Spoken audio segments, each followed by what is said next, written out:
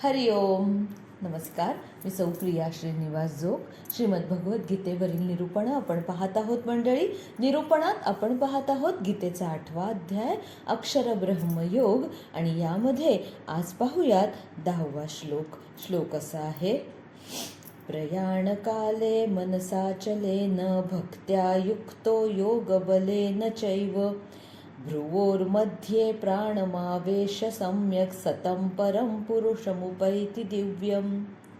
विनोबाजी म्हणतात, प्रयाणकाळी स्थिरचित्त राखे, प्रेमे तसा योग बळे कसूनी, भ्रूसंगमी प्राण जडून ठेवी, तेव्हा मिळे त्या पुरुषास दिव्य.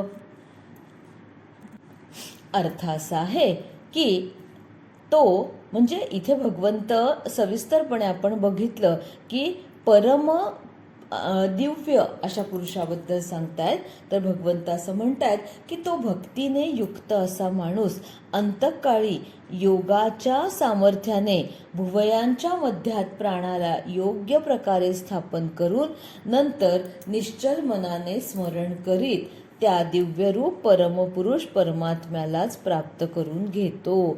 आता प्रयाण काल म्हणजे आपल्याला माहिती आहे की कुठेतरी प्रवासाला जायचा काळ, प्रयाण करायचंय म्हणजे प्रवासाला निघायचंय. पण इथे हा जो प्रयाण सांगितलेला आहे हा अंतिम प्रवास आहे. सहसा आपण प्रयाण हा शब्द म्हणूनच अंतिम प्रवासाच्याच वेळेला वापरतो. आता प्रयाण काले तर सगळी बांधाबांध झाली सामानाची. आणि मनसा चलेन, मनसा अचलेन म्हणजे मन अगदी स्थिर करून सगळे विचार बाजूला सारून, हे सगळं प्रॅक्टिकली खूप अवघड वाटतं नाही आपल्याला. कारण संसाराचे विचार मनामधून असे क्षणभर तरी बाजूला होतात का हो? काय आपल्याला आपल्या माणसांचा किती मोह असतो. आपण पै पै जमवून साठवून घेतलेल्या किंवा गिफ्ट आलेल्या वस्तूंचा आपल्याला किती मोह असतो. किती किती वर्ष आपण अगदी लहानपणीच्या वस्तू ठेवतो. म्हातारपणीसुद्धा किती आठवणी आपण संसाराच्या जपतो की अगदी हे माझ्या त्या पहिल्या मुलाच्या वेळचं, हे अमुक अमुक, हे तमुक तमुक, हे त्यांनी दिलेलं, हे यांनी दिलेलं, सगळ्या नाशिवंत वस्तू आपण तरीसुद्धा पेटीत घालून घालून त्यात जपून ठेवायचा प्रयत्न करत असतो. गंमत अशी होते की ही पेटी त्यावेळेला स्टुलावर चढून पटपट खाली उतरून ठेवता येत होतं, चढता येत होतं, माळ्यावर ठेवलेली असते. अर्थात कारण याच्यामध्ये असं रोज लागणारं काहीच नाही ना. फक्त माझ्या काही जुन्या आठवणी मी साठवलेल्या आहेत. काही माझी पुस्तकं, अगदी लहानपणी कुठे पिसांचा संग्रह केलेला असतो, पोस्टाच्या तिकिटांचा संग्रह केलेला असतो. तर अशी एखादी वही, किती किती नाना तऱ्हेच्या वस्तू असतात. एखादं कानातलं असतं, एखादं टिकलीचं पाकिटसुद्धा खूप सुंदर म्हणून जपून ठेवलेलं असतं. गंमत अशी होते की जो मुद्दा सांगते तो बघा, ह्या सगळ्या वस्तू एका पेटीत भरल्या जातात. पेटी तर अर्थात माळ्यावर जाते.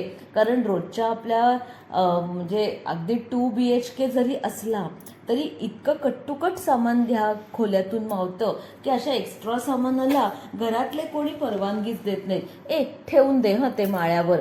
आता सुरुवातीला अगदी वय वर्ष 25-30 पर्यंत आपण अगदी आरामात स्टुलावर चढून माळ्यावरची ती पेटी हवी तेव्हा काढून घेऊ शकत होतो. पण आता वयाची किती झाली, आता त्याच्यानंतर या वयाला स्टुलावर चढून उतरून पटपट खाली काढणं वगैरे हे सर्वथा अशक्य. म्हणजे तसंही त्या वस्तूंचा मला काय उपयोग पण नाही.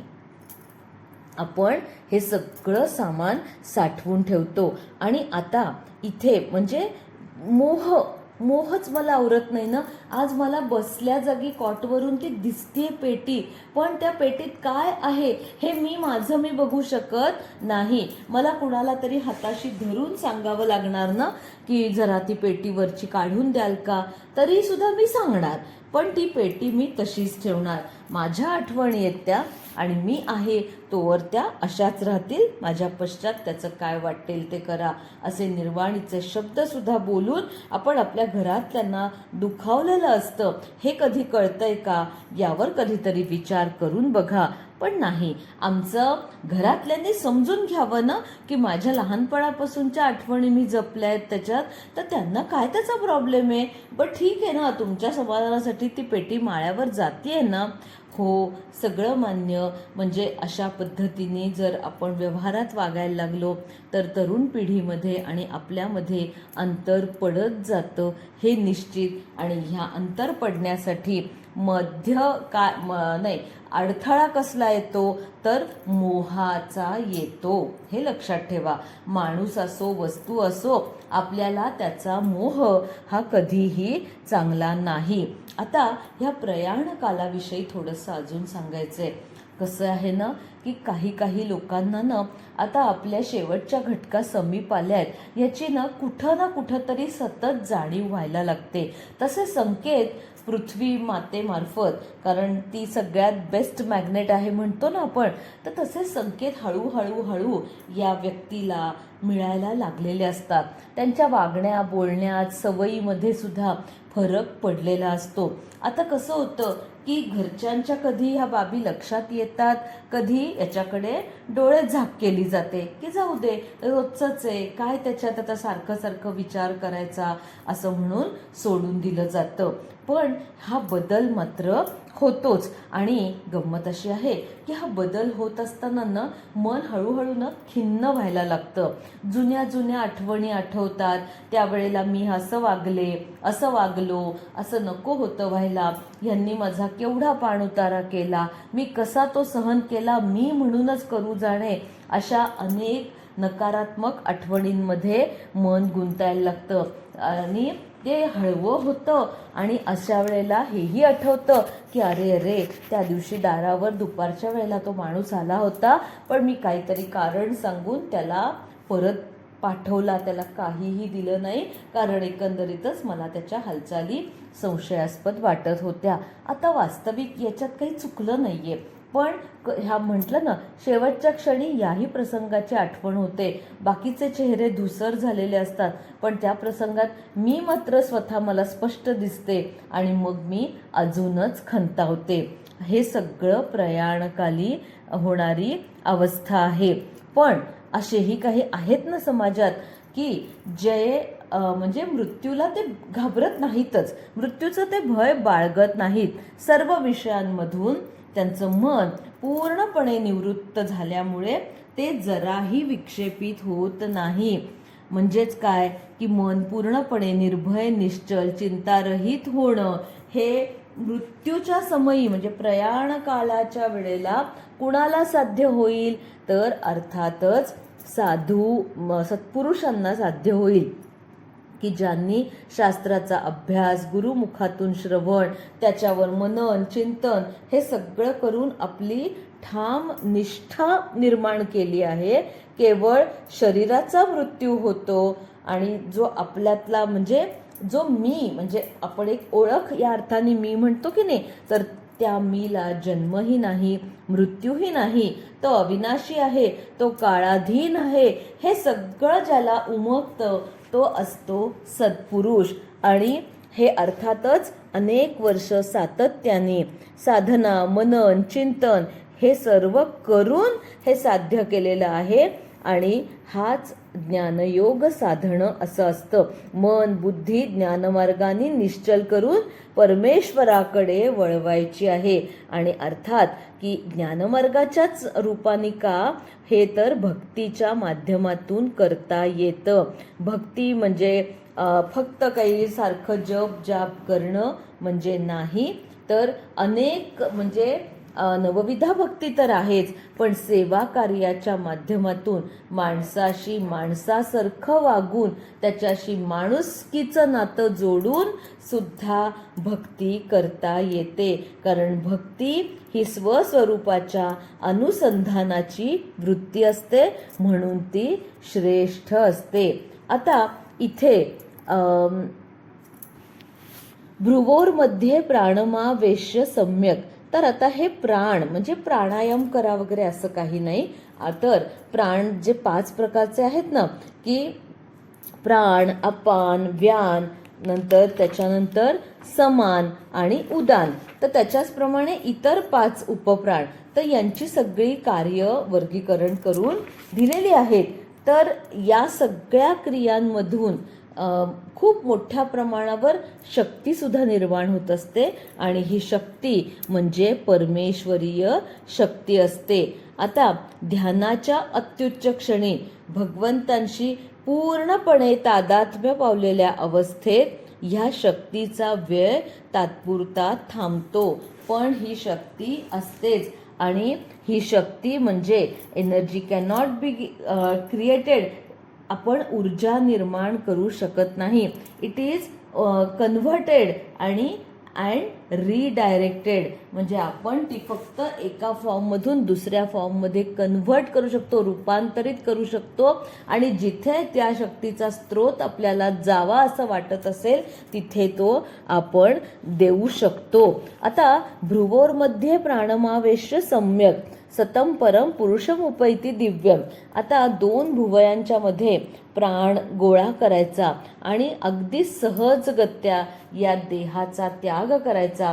आणि हे जे प्राण बाहेर पडलेले आहेत, तर म्हणजे प्राण पाखरू, प्राण पंछी वगैरे असं काही काही म्हणतात, तर ते थेट भगवंतांच्या त्या ते जे प्रचंड अंशात्मक त्याचं जे सगळं रूप आहे त्याच्यामध्ये ते समाविष्ट होतात. आता हे मात्र ही कृती म्हणजे प्राणायाम योग्य पद्धतीनं आपण योग शिक्षकांकडून शिकू शकतो, पण भ्रुवोर्मध्ये प्राणमावेश्य सम्य ही स्थिती मात्र तितकीशी शिकणं आपल्यासाठी सोपी नाही. आज याच्यासाठी अनेक उदाहरणं आपण देऊ शकतो की अनेक योग्यांनी मृत्यूपूर्वी जेव्हा म्हणजे आपलं कार्य संपत आलंय असं वाटलं ना, तर तेव्हा ही कृती अवश्य केलेली आहे. त्याची अनेक उदाहरणं आहेत बघा. द्रोणाचार्यांना म्हणजे त्यांचा पराभव केवळ अशक्य होता, पण नरोवा कुंजरोवा म्हणजे अश्वत्थामा तुमचा मुलगा मेला, पण याच्यात तुमचा मुलगा शब्द गाळलेत, अश्वत्थामा मेला एवढंच धर्मराजांनी सांगितल्यावर त्याच्या पुढचं वाक्य जे आहे नरोवा कुंजरोवा म्हणजे अश्वत्थामा तुमचा मुलगा की जो हत्ती आहे त्याचंही नाव अश्वत्थामा ठेवलंय त्याविषयी मला ठाऊक नाही. पण जरी असं असलं तरी सुद्धा या द्रोणाचार्यांनी मात्र ही वार्ता धर्मराजांनी दिली आहे म्हटल्यावर ती 100% सत्य मानली. आपलं धनुष्य बाणशस्त्र बाजूला ठेवलं, ते तिथेच जमिनीवर आसन मांडी घालून बसलेले आहेत आणि भ्रूमध्यावर त्यांनी प्राण आणून ईश्वर चिंतनात असतानाच प्राणत्याग केलेला आहे. अनेक संतांची उदाहरणं जी आहेत ना, अगदी अलीकडच्या काळातले म्हणजे संत श्रेष्ठ गजानन महाराज आहेत, गोंदवलेकर महाराज आहेत, साईबाबा आहेत, अक्कलकोटचे स्वामी समर्थ आहेत आणि याच्या व्यतिरिक्त सुद्धा अनेक जण आहेत की जे आपण म्हणूयात ना की या मोठ्या मोठ्या संतांचे ते शिष्य आहेत. आता ज्ञानेश्वर माऊलींनी सुद्धा संजीवन समाधी घेतलेली आहे. आधी सगळ्यात पहिल्यांदा त्यांनी पांडुरंगाची आज्ञा प्राप्त केलेली आहे. त्याच्यानंतर आपले वडील बंधू त्यांचे सद्गुरू श्री निवृत्तीनाथ यांची कृपा झाल्यानंतर सर्वांच्या समक्षच म्हणजे कसं ते गुहेत नक्की गेले, पण बाहेर एवढा अलोट जनसमुदाय माऊलींच्या दर्शनासाठी आलेला होता आणि म्हणून ह्या माऊलींनी सुद्धा सर्वांच्या समक्ष संजीवन समाधी घेतलेली आहे. अशीच संजीवन समाधी अनेक संतांनी घेतलेली आहे. किंवा काही म्हणजे आपण म्हणतो की सामान्यच माणसं असतील, पण इच्छा मरण हा शब्द कदाचित चुकीचा होईल, परंतु आपल्याला वाटतं त्यापेक्षा सुद्धा काहीतरी वेगळ्या प्रकारे ते मृत्यूला सामोरे गेलेले आहेत. म्हणजे जणू काही ठरवून, जणू काही समजून उमजून त्यांनी मृत्यूला साक्षात आलिंगन दिलेलं आहे. आणि हा जो सगळा यातला जो भाग आहे की दोन भुवयांच्या मध्ये प्राण गोळा करून प्राणांचा त्याग करायचा वगैरे, ह्या सगळ्या गोष्टी म्हणजे ही समाधी अवस्था वगैरे ह्या सगळ्याचं ज्ञान स्वामी विवेकानंद म्हणजे पूर्वाश्रमीचे नरेंद्र यांनी आपल्या गुरूंकडून म्हणजे रामकृष्ण परमहंसांकडून जाणून घेतलं होतं. म्हणजे गुरूंच्या आशीर्वादाशिवाय कृपेशिवाय हे हा जो सगळा प्रकार आहे योगाच्या माध्यमातून हे सगळं आपण शिकू शकतो, पण ते त्यांच्याकडून आलं तरच निश्चित उपयोगी आहे. एक लक्षात घ्या, सामान्य माणसांसाठी असं दोन भुवयांच्या मध्ये प्राण गोळा करणं वगैरे हे केवळ अशक्य आहे. त्याच्यासाठी नुसता प्राणायाम शिकणं इतकंच नाही तर खूप मोठी योग साधना, तपस्साधना, सातत्य आणि मनाची अत्यंत म्हणजे शुद्धता, पवित्रता या सर्व गोष्टींची नितांत आवश्यकता आहे. आता हे सगळं झाल्यानंतर आजचे योगी की ज्यांना परमपदाची प्राप्ती व्हावी म्हणून ते इच्छा करतायत आणि त्या परमपदाबद्दल भगवंतांनी आता पुढे आपल्याला मार्गदर्शन केलेलं आहे. ते 11व्या श्लोकात आपण पाहणार आहोत. तोपर्यंत हरिओम.